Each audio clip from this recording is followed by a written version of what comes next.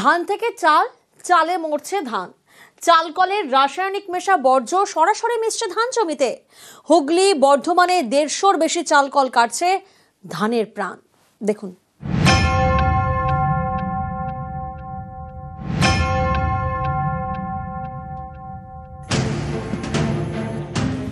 Rice mill, চালকল, এই চালকলের দূষণে নষ্ট হচ্ছে চাষের জমি। চালকলের রাসায়নিক মিশছে ধান জমিতে। পূর্ব বর্ধমানের বাজে কুমারপুর, এখানে বিঘের পর বিঘে ধান চাষের জমি, পাশেই পরপর রাইস মিল। এইসব মিলের বিষাক্ত রাসায়নিক মিশ্রিত জল গিয়ে পড়ছে চাষের জমিতে, ফলে ক্ষতি হচ্ছে জমির। মূল সমস্যা মিলের জল জমিতে ঢুকছে, জমির মাটি ক্যান্সারে পরিণত হয়েছে, ধান হচ্ছে না। এটাই আজকে নয়, আজ 7 থেকে 8 বছর এই সমস্যায় ভুগছি। এখন চাইছি আমার উপযুক্ত জমির জল নিকাশি হোক। এই দেখুন, রাইস মিল থেকে বেরোচ্ছে সালফার এবং নাইট্রোজেন মিশ্রিত বিষাক্ত জল, মিশছে ধান চাষের সেচ নালায়। অভিযোগ, দূষণ নিয়ন্ত্রণ পর্ষদের কোনো নিয়ম মানছে না চালকল কর্তৃপক্ষ। বিষাক্ত জল শুদ্ধ না করেই নালা দিয়ে বের করে দেওয়া হচ্ছে, ঢুকছে চাষের জমিতে, যা কমিয়ে দিচ্ছে জমির উর্বরতা, ধানের ফলন। বিষাক্ত জলে কালো হয়ে যাচ্ছে চাষের জমি। রাসায়নিক মিশ্রিত জল ঢুকছে মাটির গভীরেও। এর জেরে ভূগর্ভস্থ জলও বিষাক্ত হয়ে যাচ্ছে বলে আশঙ্কা। এখানেই শেষ নয়, চালকলের বিষাক্ত হাস্ক অ্যাশ উড়িয়ে দেওয়া হচ্ছে বাতাসে, যা গিয়ে পড়ছে গাছের পাতায়। এতেও চাষের ক্ষতি, স্বাস্থ্যেরও ক্ষতি।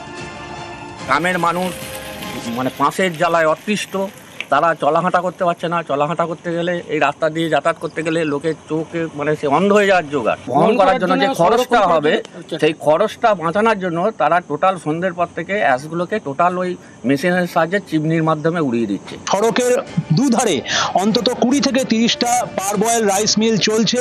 সেই রাইস মিলের যে হাস্ক অ্যাশ এখানে রাস্তার ধারে স্তূপাকৃতি করে ফেলে রেখে গেছে যারা কারখানার মালিকরা। আমরা দেখানোর চেষ্টা করব যে সেই হাস্ক অ্যাশ ফেলে রাখা হয়েছে জমিতেও। সেই হাস্ক অ্যাশ এসে স্তূপাকৃতি করে রেখে দেওয়া হয়েছে জমির মধ্যিখানে, এবং সেই পাঁশ জমিতে এসে মিশছে, জলের সঙ্গে মিশে জমিতে মিশছে। জমি তার উর্বরতা হারাচ্ছে, চাষি তার ফসল হারাচ্ছে, চাষি তার কোনো ফসলের দাম পাচ্ছে না।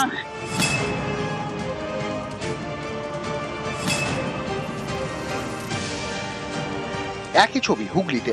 আরামবাগ কলকাতা রাজ্য সড়কের পাশেও গজিয়ে উঠেছে একের পর এক চালকল। এরাও কোনো নিয়ম কানুন মানছে না বলে অভিযোগ। এর জেরে ক্ষতি হচ্ছে ধান চাষে। মিল করতে গেলে যে পলিউশনের যে রুলস অফ রেগুলেশনগুলো মানার দরকার, ওনারা একটাও কিছু মানেননি। আমরা পলিউশন দপ্তরে জানিয়েছিলাম, বিডিওকে জানিয়েছিলাম, পঞ্চায়েতকে জানিয়েছিলাম, ডিএমকে জানিয়েছিলাম, কিন্তু কাজের কাজ কিছুই হয়। দূষণ নিয়ন্ত্রণ পর্ষদ, যেটা দূষণ নিয়ন্ত্রণ পর্ষদের করণীয়, সেটা না করেই তারা দায় এড়িয়ে যাচ্ছে। ক্যামেরায় শুভদীপ ঘোষের সঙ্গে প্রলয় লাহা, নিউজ 18 বাংলা।